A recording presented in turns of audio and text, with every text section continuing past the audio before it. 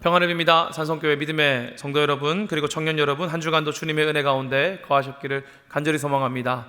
아까 제가 말씀드린 것처럼 제가 기도 주간 중에 있습니다. 여러분의 기도를 두고 기도하는데 세밀하게 기도할 수 있도록 여러분의 기도 카드를 저에게 내어주시거나 문자를 보내주시면 제가 여러분을 위해 기도하겠습니다. 제가 설교를 두고 여러분을 두고 설교를 작성할 때에 항상 하는 것 중에 하나가 무엇이 있냐면 저의 삶을 조금 돌아보는 겁니다. 제가 앞에 서서 말씀을 전하고 그러니까 막 엘리트 기독교, 엘리트 그리스도인 같아 보이시겠지만 그 웃음 뭐죠? 상당히 묘한 웃음을 지금 짓고 있는데 막 매일 기도하고 찬양하고 교회에서 봉사하고 어려움을 마주할 때 기도의 능력으로 이겨내고 성경책 읽으면 착착 이해하고 해석해내는, 적용해내는 그런 청년의 때를 보냈을 거라고 여러분이 생각하고 있는 거 저 잘 압니다.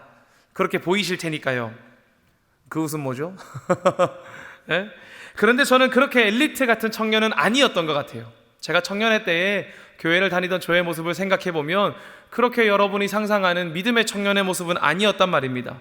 물론 믿음의 확신은 있었지만 그 확신을 가지기까지 흔들리는 경험도 아주 많이 했단 말이죠. 과연 사역을 하는 것이 맞는 것인가? 이 길이 정말 나에게 주어진 것이 맞는 것인가?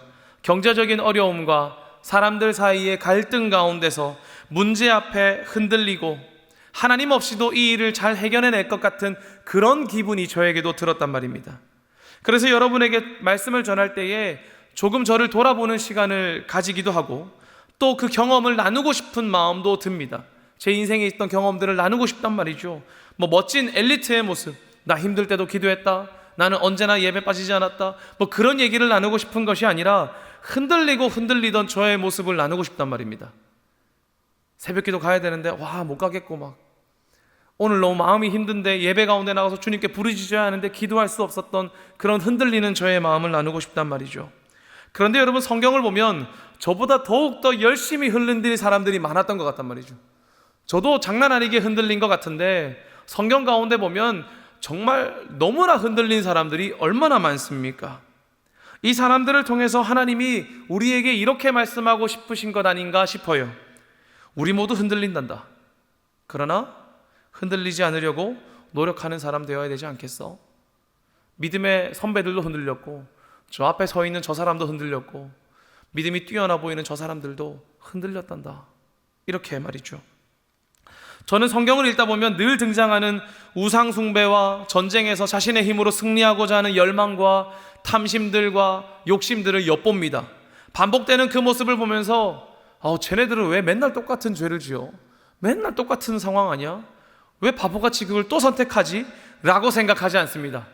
왜냐하면 그 모습이 사실 제 모습과 거의 비슷하기 때문에 그래요. 저도 똑같단 말입니다. 저도 상황 때문에 흔들리고 환경 때문에 의심하고 눈앞에 보이는 다른 것을 의지하려고 찾을 때도 많았기 때문입니다. 본문에서는 여러분 이러한 죄를 어떻게 말하냐면 1절에서 이렇게 말해요. 같이 한번 읽어보겠습니다. 시작. 유다의 죄는 금강석 끝 철필로 기록되되 그들의 마음판과 그들의 제단뿔에 새겨졌거늘. 아멘. 이렇게 말합니다. 금강석 끝 철필로 마음판에 기록됐다고 말해요. 우리의 죄 짓는 이 모습들을 보면서 우리의 마음판에 기록된다고 말합니다. 이 말은 지워낼 수 없을 정도로 깊숙하게 우리의 내면 깊숙한 그곳에 자리 잡았다는 것을 의미하는 거예요. 이들의 죄가 처음에는 불편했을 수도 있겠죠. 죄를 짓는 게 마음에 불편했을 수도 있을 것입니다. 죄책감도 들고요, 때로는 거리낌도 있었겠지요. 그런데 이제 내면에 깊숙이 자리 잡아서 마음판에 기록되어서 지워낼 수 없을 정도랍니다. 이제 이들의 마음이 어떻다는 것입니까? 죄에 대해서 무감각해졌다는 거예요. 무감각해졌다는 거죠. 도대체 어떤 죄를 지어야, 어떤 상황이 되어야 죄에 대해서 무감각해질 수 있습니까? 여러분 도둑질 해봤습니까? 저는 해봤습니다. 어렸을 때 문방구 구멍가게 가면은 기본 아닙니까? 여러분 저를 그렇게 쳐다보지 마십시오. 여러분 어렸을 때 떡볶이집, 튀김집 가면 튀김 5개 먹고 3개 먹었다고 안 해본 사람 있습니까? 네, 끄덕끄덕한 사람 있는데 죄송합니다. 그러면 저는 그래가지고 사과를 하려고 그 튀김집을 찾아갔는데 없어졌더라고. 그러니까 마음이 더 무거워졌어요. 네. 여러분 우리 그럴 때 있지 않습니까? 도둑질도 하다가 보면 처음에 떨리지만 나중에 되면 좀 무감각해지죠. 튀김 10개 먹은 다음에 5개 먹은 게 되게 익숙한 것처럼 이모 5개 먹었어요 이렇게 말한단 말이죠. 그런데 여러분, 상황에 따라 또 떨릴 것입니다. 다른 것 훔치려고 하면 마음에 막 부담감이, 떨림이 생기겠죠. 도대체 어떤 죄를 지어야 우리가 무감각해질 수 있을까요? 마음판에 기록되어서 지워지지 않을 만큼 무감각해질 수 있냔 말입니다. 본문에서는 마음판과 함께 어디에 이게 기록됐다고 말합니까? 제단뿔에 기록됐다고 말하죠. 이 말은 그들의 죄가 우상숭배라는 것을 보여준답니다. 그러니 이런 것이죠. 유다의 죄는 하나님보다 다른 것을 더욱더 의지하는 죄, 형상을 만들고 절하고 그들을 의지하는 죄가 이제는 익숙해졌을 정도라는 거예요. 이들 가운데 하나님보다 다른 것을 신뢰하는 게 익숙해질 정도란 말입니다. 여러분, 어느 정도면 이 우상숭배가 익숙해졌다라고 말할 수 있을까요? 어느 정도면 말입니다. 2절인데요 이렇게 말해요. 같이 한번 읽어보겠습니다. 시작. 그들의 자녀가 높은 언덕 위 푸른 나무 곁에 있는 그 제단들과 아세라들을 생각하도다. 아멘. 이렇게 말합니다. 여러분, 높은 언덕 위 푸른 나무 곁에 무엇이 있답니까? 제단들이 있대요. 여러분, 원래 제단 하나 있는 것 아닙니까? 하나님을 위한 제단 하나가 있어야 되는데 제단들이 있다고 말하는 거죠. 무슨 말입니까? 바알과 다른 우상들을 위한, 다른 신들을 위한 제단들이 이 유다 땅 곳곳 가운데 있다는 거예요. 산 위에도 있고 수풀에도 있고 땅에도 있고 길에도 있고 곳곳 가운데 있다는 것입니다. 여러분, 방금 2절의 말씀을 읽으면서 한번 생각해 보겠습니까? 저는 성경을 읽으면서 이렇게 동화적으로 표현한 걸 처음 봤어요. 원래 성경 되게 딱딱하잖아요. 누가 누구를 낳고 누가 누구를 했더라, 누가 전쟁에 나갔더니 칼을 뽑고 뭘 했더라, 이렇게 기록하는데 너무 동화적입니다. 상상해 보십시오. 높은 언덕 위 푸른 나무를, 그 옛날에 우영우에 나왔던 그런 나무처럼 푸른 나무를 한번 상상해 보십시오. 바람이 살랑살랑거리고 하늘은 파랗고 구름은 뭉게뭉게 있습니다. 근데 그곳을 바라보니까 뭐가 있어요? 나를 도우시는 바알의 제단들이 있단 말이죠. 이렇게 아름답게 그리고 있습니다. 그런데 이 분위기가 이제 이들의 자녀들에게도 익숙할 정도라는 거예요. 뭐 한다는 거예요? 이들의 자녀들이 높은 언덕 바라보면서 그 푸른 나무를 생각하면서 그 옆에 있는 무엇을 생각한다는 거예요? 제단들을 생각한다는 거예요. 이들의 자녀에게도 익숙할 정도로 우상 숭배가 만연했다는 겁니다. 근데 여러분, 우리도 사실 비슷하지 않습니까? 우리도 그러지 않나요? 우상 숭배가 뭐 별겁니까? 하나님보다 더 의지하면, 하나님보다 더 사랑하면, 하나님보다 먼저 떠오르면 그게 우상 숭배죠. 여러분의 삶에 어려움이 생겼을 때, 인생에 막막함이 생겼을 때, 기쁠 일이 생겼을 때 여러분 누구부터 떠올리십니까? 하나님부터 떠올리시나요? 여기서 아멘 하시면 가슴에 손 한번 다시 한번 올려보십시오. 네? 여러분, 어려움이 생겼을 때, 막막함이 생겼을 때, 기쁜 일이 생겼을 때 하나님 먼저 생각나십니까? 아마 아닐걸요? 삶이 쪼들릴 때 뭐부터 생각납니까? 돈부터 생각날 겁니다. 삶이 막 쪼들리면 그때 내 친구가 이거 사라고 할 때 나도 사둘걸, 그런 생각 하겠죠. 네? 또 진로가 막힐 때는 어떤 생각합니까? 인맥이라도 쌓아뒀었어야 됐나? 인맥이 좋으면 요즘에 좋은 데 간다던데, 그런 생각 안 합니까? 취업에 어려움이 생기면 어떤 생각합니까? 대학교 다시 들어가야 되나? 좋은 학위라도 따뒀어야 됐나? 아니면 대학원이라도 다시 가야 되나? 그런 고민 하지 않냔 말입니다. 사업에 어려움이 생겼다가 어떻게 숨통이 뜨일 정도로 잘 해결이 됐다고 생각해 보죠. 그럼 여러분 뭐 생각합니까? 백상환, 능력 있는 놈. 이건 먼저 생각 안 하십니까, 여러분? 여러분, 우상숭배는 하나님을 대치하거나 숭배하는 행위를 말하죠. 관련된 조각들을 만들거나 섬기는 행위를 말합니다. 우리 그런 것 하지는 않죠. 그래서 우상숭배를 되게 멀리 생각합니다. 나는 저런 데 가서 절하지 않으니까. 우리가 아는 우상숭배는 어떤 겁니까? 해외에 나가면, 다른 나라에 가면 신사들이 있고 막 그 아이돌들이 있으면은 거기에 절하는 사람들을 보면서 우리는 저러지 않지, 저런 것들은 그냥 관광의 상품이지 라고 생각하고 올 정도잖아요. 그러나 여러분, 우상숭배의 가장 중요한 점이 무엇입니까? 저는 이거라고 생각해요. 나의 시선의 끝에 있는 것, 나의 도움이 어디서 오나, 나는 무엇을 향해 나의 시선을 드는가, 이 시선의 끝점에 있는 것이 가장 중요하단 말입니다. 여러분, 삶이 쪼들릴 때에 하나님 보십니까? 하나님 생각하십니까? 하나님 정말 주님이 나의 도움이셔야 됩니다. 고백하십니까? 아니요, 돈 본단 말이죠. 왜요? 당장 해결해야 될 게 있으니까요. 맞습니다. 그거 어려운 거 저도 압니다. 그러나 우리 그것 가운데 하나님은 어디에도 없지 않습니까? 진로가 막힐 때 나를 도와줄 인맥이라도 뒤져보지 않습니까? 이 형님한테 전화하면 뭐 하나 될까? 저기 전화하면 이게 될까? 누가 이거 안다던데 가면 뭔가 도움 받을 수 있지 않을까? 그 생각 먼저 하지 않습니까? 왜요? 그것이 나를 도와줄 것이라고 생각하기 때문이죠. 취업이 막히면, 쉽지 않으면 좋은 학위를 위해 예배를 포기하는 것도, 사업이 어렵다가 해결의 조짐이 보이면 자신의 탁월한 리더십을 찬양하는 것도 마찬가지 아닙니까? 하나님보다 그게 먼저 떠오르지 않습니까? 여러분, 출애굽기를 보십시오. 모세가 산에 올라가 계명을 받고 있는 동안 그가 더디 내려오자 사람들이 자신들을 위하여 신상을 만들어냅니다. 왜 신상을 만들어냅니까? 우리를 인도하게 하기 위함이란 말이죠. 애굽에 살다가 광야로 도망온 자신들을 인도할 신, 막막한 그 가운데서 우리를 도와줄 존재를 기다리고 있단 말입니다. 여러분, 이 이스라엘 백성들의 시선이 어디에 있습니까? 그저 자신을 도와주기만 하면 되는 아무 존재에 있지 않습니까? 그것이 우상이란 말이죠. 모세가 산에 올라가서 하나님께 자신의 시선을 맞추고 계명을 받아 우리의 삶을 변화시키려고 하는 동안 그들의 시선은 그저 나를 도와줄 아무 존재에게 맞추고 있단 말입니다. 때론 우리도 마찬가지죠. 나의 시선이 하나님께 있고 하나님이 나의 도우심이라는 것을 신뢰해야 하는데 상황에 맞게, 때에 맞게 다른 것 의지하지 않습니까?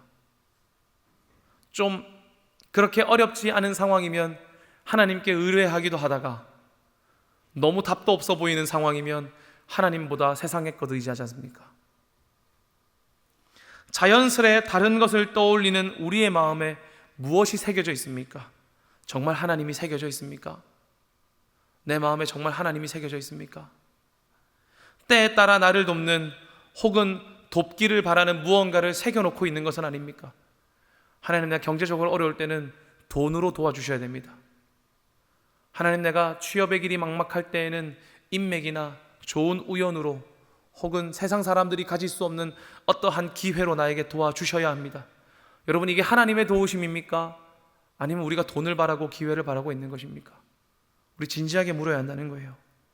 자녀들이 언덕 위에 올라 제단을 바라보듯 우리도 너무나 자연스럽게 이때에는 돈의 제단을, 이때에는 힘의 제단을, 이때에는 인맥의 제단을, 이때에는 기회의 제단을 바라보고 있지 않냔 말이죠. 여러분, 그러한 삶을 성경에서는 어떻게 말하고 있는 줄 아십니까? 떨기나무와 같다고 말해요. 6절에서 이렇게 말합니다. 같이 한번 읽어볼까요? 시작. 그는 사막의 떨기나무 같아서 좋은 일이 오는 것을 보지 못하고 광야, 간조한 곳, 건건한 땅, 사람이 살지 않는 땅에 살리라. 아멘. 어떻게 말합니까? 사막의 떨기나무 같다고 말합니다. 여러분, 사막의 떨기나무는 흔한 나무입니다. 애굽과 시내 반도에 흔히 볼 수 있는 나무라고 말해요. 그런데 어떻게 말합니까? 떨기나무처럼 우리의 삶에 하나님을 의지하지 않고 다른 것, 우상을 섬기고 내 삶에 급급하기 위해서 이때에는 저것, 이때에는 저것 바라보는 사람은 나에게 오는 좋은 것을 보지 못하고 광야, 그 간조한 곳, 건건한 땅, 사람이 살지 않는 그 땅에 살게 될 것이라고 말합니다.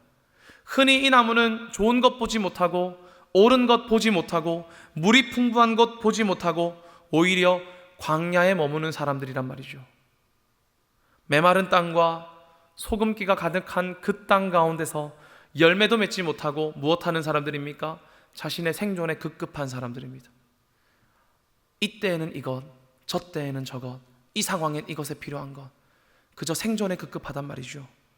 열매 하나 맺지 못하고요. 여러분, 그렇다면 누가 그런 삶 살게 될까요? 우리 중에 아무도 그런 삶 살고 싶지 않지 않습니까? 어떤 사람이 그런 삶을 살게 되겠냐 말입니다. 5절에서 이렇게 말합니다. 함께 읽어보겠습니다. 시작. 여호와께서 이와 같이 말씀하시니라. 무릇 사람을 믿으며 육신으로 그의 힘을 삼고 마음이 여호와에게서 떠난 그 사람은 저주받을 것이라. 아멘. 어떤 사람들이 이 광야 가운데서 떨기나무와 같은 인생으로 살게 됩니까? 육신으로 그의 힘을 삼고 사람을 믿는 사람들, 마음이 여호와에게서 떠난 사람들이라고 말하는 거예요.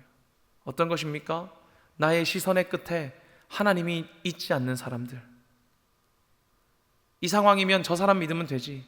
이때면 나의 능력 믿으면 되지. 이때에는 저게 필요하지. 하나님보다는 그게 필요하지 라고 말하는 사람들은 광야 가운데서 떨기나무와 같은 인생으로 살게 된다고 말합니다. 그런데 여러분, 아까 말씀드린 것처럼 떨기나무는 어떤 나무라고요? 흔한 나무라고요. 흔한 나무. 그러니까 그런 사람이 흔하다는 거예요. 사랑하는 여러분, 우리도 사람을 믿고 육신의 힘을 나의 기준으로, 곧 세상의 기준에 의지하며 살아가면 위기가 올 때마다 쉽게 흔들리고 하나님을 찾는 것이 아니라 다른 것을 찾게 될 것입니다. 위기가 올 때마다 생존에 급급해서 하나님 바라보는 것이 아니라 하나님 말고 지금 나에게 필요한 그것을 바라보게 될 것이란 말이죠. 누구처럼요? 어제의 나처럼요. 저의 청년의 때처럼 말입니다. 그렇다면 여러분, 어떻게 해야 될까요? 어떻게 해야 흔들리지 않고 나의 도움이 될 것 같은 것 신뢰하지 않고 온전히 주님 바라보고 주님 의지할 수 있냔 말이죠. 여러분 삶 살아갈 때 어떻게 하여야 떨기나무와 같은 인생을 살아가지 않을 수 있냔 말입니다. 본문 7절과 8절인데요, 같이 한번 읽어보겠습니다. 우리 함께 읽겠습니다. 시작. 그러나 무릇 여호와를 의지하며 여호와를 의뢰하는 그 사람은 복을 받을 것이라. 그는 물가에 심어진 나무가 그 뿌리를 강변에 뻗치고 더위가 올지라도 두려워하지 아니하며 그 잎이 청청하며 가무는 해에도 걱정이 없고 결실이 그치지 아니함 같으리라. 아멘. 사랑하는 여러분, 하나님을 의지하며 살아가기 위해서는 물가에 심긴 나무와 같아야 합니다. 어떻게 해야 된다는 것입니까? 우리가 물가에 뿌리를 내려야 된다는 거예요. 왜요?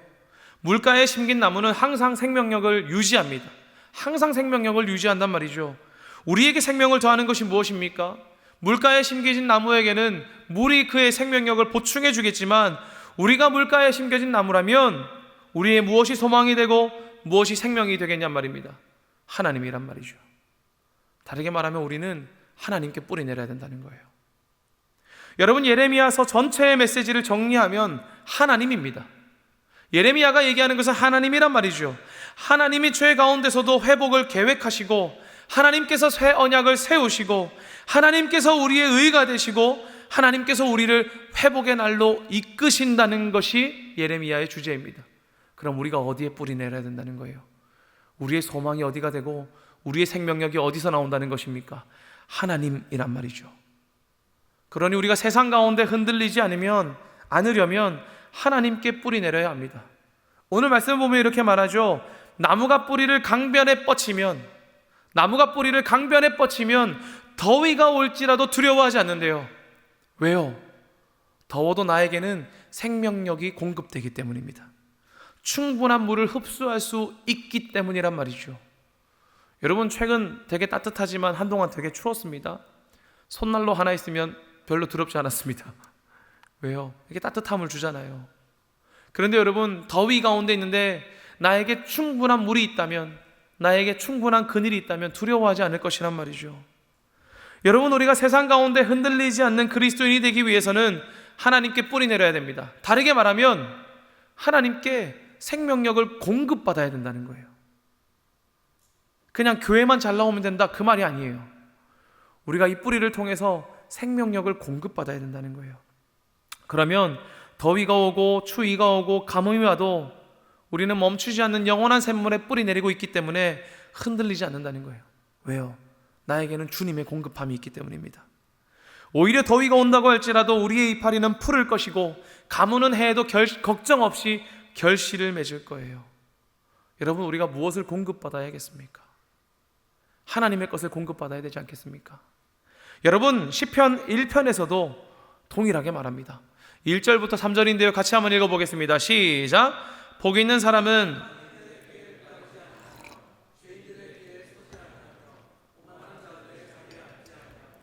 오직 여호와의 율법을 즐거워하여 그의 율법을 주야로 묵상하는도다. 그는 시냇가에 심은 나무가 철을 따라 열매를 맺으며 그 잎사귀가 마르지 아니함 같으니 그가 하는 모든 일이 다 형통하리로다. 아멘. 여러분, 우리가 무엇을 공급받아야겠습니까? 하나님의 말씀을 공급받아야 한다는 거예요. 우리가 하나님께 뿌리 내린다는 것은 주님의 말씀으로 내 삶의 양식을 삼는다는 것입니다. 하나님의 말씀으로 내 삶의 힘이 되고 하나님의 말씀으로 말미암아 나의 삶의 소망이 된다는 거예요. 여호와의 율법을 즐거워하고 그 율법을 주야로 묵상하는 사람들이 악인의 꾀를 따르지 않는 거예요. 왜요? 나에게는 충분한 공급이 있기 때문에 그래요. 그러한 사람들은 시냇가에 심은 나무처럼 하나님이 베푸시는 은혜의 샘물로 말미암아 결실을 맺는 사람들입니다. 그들을 오늘 시편에서는 복 있는 사람이라고 하죠. 여러분들이 복 있기를 간절히 소망합니다. 여러분, 하나님을 의지한다는 것은 아까 말씀드린 것처럼 하나님께 뿌리 내리는 것입니다. 그리고 주님께 뿌리 내린 사람은 자신 안에 믿음이라는 꺼지지 않는 생명을 가지는 사람들이에요. 하나님께 뿌리 내림으로 말미암아 꺼지지 않는 믿음이 내 안에 생명력처럼 있는 겁니다.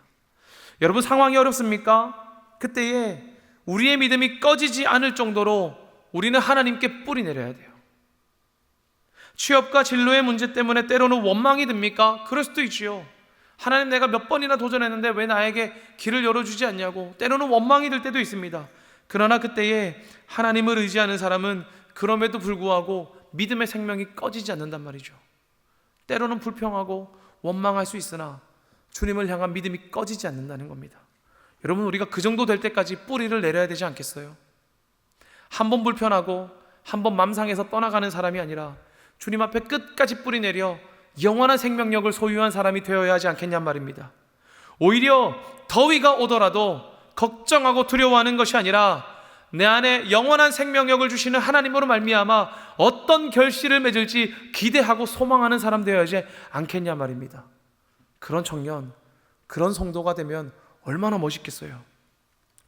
우리가 그런 사람 될 수 있단 말이죠. 왜요? 우리에게 꺼지지 않는 믿음이, 영원한 생명력이 우리에게 공급되기 때문입니다. 사랑하는 여러분, 우리에겐 두 가지 길이 있습니다. 거친 세상 홀로 살다 세상이 말하는 도움과 손길을 바라보는 삶과, 때로는 더위가 오고 가물없다 할지라도 여전히 우리 안에 믿음이라는 생명력을 가지고 살아가는 삶. 그 중에 우리가 뿌리 내려야 할 길이 어떤 길이겠습니까? 저는 여러분이 우리 하나님께 뿌리 내리기를 간절히 소망합니다. 때로는 우리 믿음이 연약해질 때도 있죠. 저도 그럴 때 다 있었고요, 있습니다. 상황과 환경이 어려워서 하나님을 원망할 때도 있고요, 하나님 찾기보다 세상의 방식으로 해결하는 것이 더 빠르다고 생각될 때가 있습니다. 하나님의 은혜를 구하는 것보다 이렇게 해결하면 다 될 것 같은데, 이렇게 하면 더 빠를 것 같은데 라고 생각될 때가 있습니다. 그러나 그때에 하나님 포기하지 말자고요. 하나님 찾는 것을 멈추지 말자는 겁니다. 하나님 없이 세상의 방식을 바라보는 우상숭배의 죄를 짓지 말고 시냇가에 심긴 나무처럼 뿌리를 내려보자는 거예요. 먼저 나에게 공급되는 것을 기대하자는 거죠. 여러분, 뿌리 내리기 위해서 어떻게 해야 될까요? 가만히 있으면 뿌리가 내려집니까? 자연스럽게 시간이 지나면 신앙의 뿌리가 깊게 내려지는 것은 아닙니다. 여러분, 시편에서 말씀하는 것처럼 먼저 주야로 하나님의 말씀을 묵상해야 돼요. 내 삶에 하나님의 말씀을 공급해야 된단 말이죠. 하나님의 말씀을 공급해야 그 말씀을 신뢰하죠. 어떻게 공급하지 않고 하나님의 말씀을 신뢰할 수 있겠습니까? 죄악으로 새겨진 내 마음판, 나의 이 무던던해진 이 죄악으로 새겨진 마음판에 하나님의 말씀을 다시 새겨야 된단 말이죠. 가리워질 만큼 새겨야 됩니다. 그리고 그 말씀이 살아있도록 내 삶에 적용해야 돼요. 여러분, 죽어있는 말씀이 되지 않으려면, 살아있는 말씀이 되려면 실천해야 되지 않겠습니까? 사랑하라는 말씀을 들었습니까? 그럼 사랑을 실천하고요. 찬양하라는 말씀을 들었습니까? 그럼 찬양해 보세요. 하나님께 아뢰라는 말을 들었습니까? 그러면 하나님께 기도해 보십시오. 정직하게 살라고, 온유하게 겸손하게 살라는 말씀을 들었다면 그 말씀을 따라 살아가 보시란 말입니다.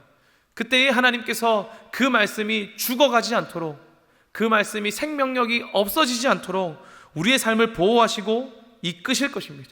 그리고 그 삶을 도전하며 사랑을 이루고 찬양을 이루고 기도를 이루고 정직과 온유와 겸손을 이루어낼 때 우리가 무엇을 깨닫겠어요? 내 삶에 역사하시는 하나님을 깨닫게 되는 거예요. 그때야 우리가 흔들리지 않게 되는 것입니다. 하나님의 말씀이 죽어있지 않구나, 하나님의 말씀이 내 삶 가운데 여전히 살아있구나 깨닫게 되고 흔들리지 않게 되는 거예요. 여러분에게 여러분 하나님의 역사하심을 경험하는 결실이 있습니까? 그 열매가 없으면 우리 흔들리는 거예요. 그 말씀을 살아내 보십시오. 결실을 맺어보잔 말입니다. 그러면 그때에 그 결실로 말미암아 우리는 흔들리지 않게 될 것입니다. 또 세상 가운데 흔들리지 않는 믿음을 가지려면 기도해야 돼요. 여러분 기도해야 됩니다. 빌립보서 4장 6절에서 7절은 이렇게 말합니다. 같이 읽겠습니다. 시작. 아무것도 염려하지 말고 다만 모든 일에 기도와 간구로 너희 구할 것을 감사함으로 하나님께 아뢰라. 그리하면 모든 지각에 뛰어난 하나님의 평강이 그리스도 예수 안에서 너희 마음과 생각을 지키시리라. 아멘. 보십시오 여러분, 어떠한 상황 가운데서도 염려하지 말고 우리가 구할 것을 하나님께 아뢰라고 말합니다. 감사함으로 하나님께 아뢰면 하나님께서 어떻게 해주신다고 해요? 상황을 바꿔주신다고 합니까? 어려운 것들을 다 해결해 주신다고 합니까? 능력과 힘을 주어서 모든 것을 승리할 수 있게 해준다고 하십니까? 아니요. 하나님께서는 우리의 마음과 생각을 지켜주신다고 말합니다. 우리 마음판에 지금 무엇 새기고 있습니까? 하나님보다 다른 것 새기고 있다면 우리가 하나님께 아뢰야 하지 않겠어요? 기도하면 주님께서 우리에게 무엇 하신다고요? 우리 마음을 지켜주신다고요. 여러분 생각해 보십시오. 환경과 상황이 바뀔 때, 어려워질 때 제일 먼저 우리의 마음과 생각이 흔들립니다. 어제 야근하고 온 청년들도 있을 텐데 새벽까지 근무하다가 한 아침 8시쯤에 잠에 들면서 어떤 마음 듭니까? 와, 오늘 진짜 피곤한데 교회 그냥 가지 말까? 왜 눈을 막 서로 딴 데를 보죠? 그런 생각 들죠.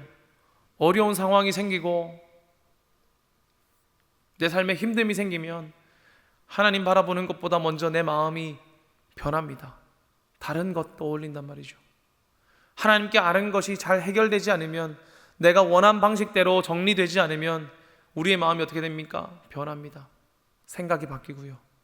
하나님을 원망하기 시작합니다. 그러나 하나님께 아뢰면, 감사함으로 하나님께 아뢰면 하나님께서 상황과 환경을 바꿔주시지 않는다고 하더라도 우리의 무엇을 바꾸신다고요? 마음과 생각을 지키신다고요. 그때 무덤덤하게 우상숭배의 죄를 짓는 것이 아니라 그때도 하나님을 붙잡을 수 있도록, 그때도 하나님께 뿌리 내릴 수 있도록 우리의 마음을 지키신단 말입니다. 여러분이 기도할 때에 하나님께서 여러분의 마음과 생각을 지켜주시기를 간절히 소망합니다. 여러분 어떠한 상황 가운데서도 먼저 하나님께 아뢰십시오.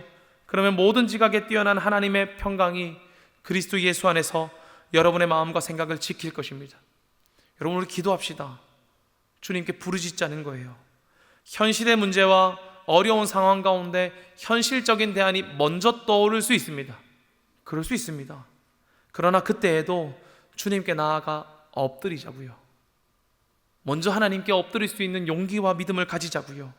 하나님 내 마음과 생각을 지켜주셔서 내가 다른 것에 기대는 것이 아니라 하나님께 기대는 믿음의 세계 사람이 되게 해달라고 기도하자고요. 그때 하나님께서 여러분의 마음과 생각을 지키실 뿐만 아니라 흔들리지 않는 여러분을 칭찬하시고 끝끝내 여러분의 삶에 열매 맺게 하시기를 간절히 소망합니다. 여러분 그리고 우리가 하나님께 뿌리 내기 위해서는 또 하나가 필요한데요, 공동체가 필요합니다. 하나님께 깊이 뿌리 내리려면 믿음의 공동체가 필요해요. 물론 홀로 있는 자리에서, 여러분이 혼자 있는 그곳 가운데서 믿음을 지키는 건 너무 중요합니다. 여러분의 가정과 회사와 학교와 학원과 아르바이트하는 장소와 삶의 자리 곳곳에서 믿음의 자녀로 사는 건 너무 중요하죠. 그러나 우리 정말 잘 흔들리는 존재거든요. 우리 진짜 잘 흔들리잖아요, 여러분. 안 그래요?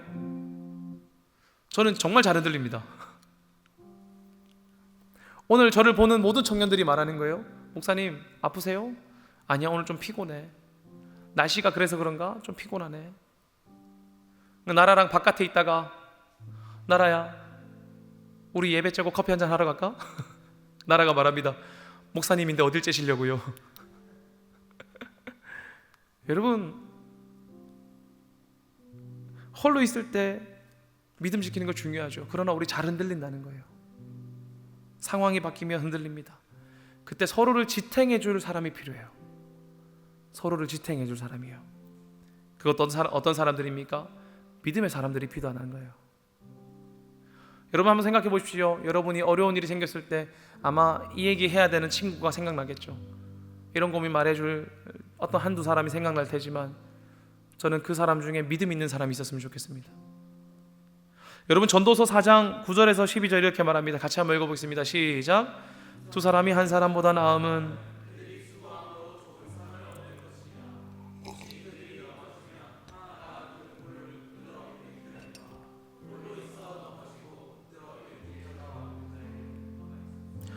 또 두 사람이 함께 누우면 따뜻하거니와 한 사람이면 어찌 따뜻하랴.